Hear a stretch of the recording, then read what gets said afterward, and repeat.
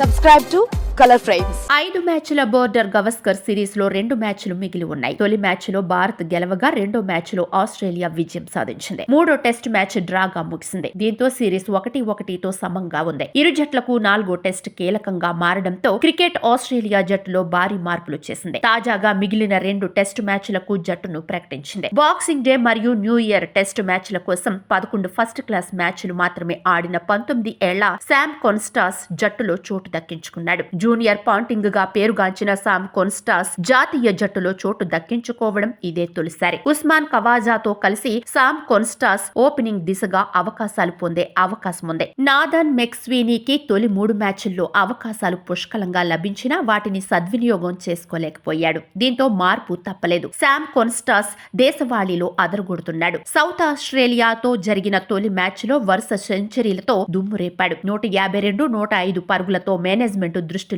పడ్డాడు. ఇక గాయం నుంచి కోలుకున్న జై రిచర్డ్సన్ తిరిగి జట్టులోకి వచ్చాడు. అతను చివరిసారిగా 2021-22 యాషెస్ సిరీస్ లో ఆడాడు. 2022 సంవత్సరం నుండి 3 ఫార్మాట్లలో జట్టుకు దూరంగా ఉన్నాడు. ఇప్పుడు మళ్లీ రీ ఎంట్రీకి సిద్ధమయ్యాడు. సీన్ అబాట్ కూడా తిరిగి జట్టులోకి వచ్చాడు. అడిలైడ్ టెస్ట్ మ్యాచ్ కు ముందు జట్టులో చేరిన అన్క్యాప్డ్ బ్యూ వెబ్స్టర్ ను జట్టులో కొనసాగించారు. మూడో టెస్ట్ మ్యాచ్ లో గాయపడిన కారణంగా జోస్ హ్యాజిల్వుడ్ ని జట్టులోకి తీసుకోలేదు.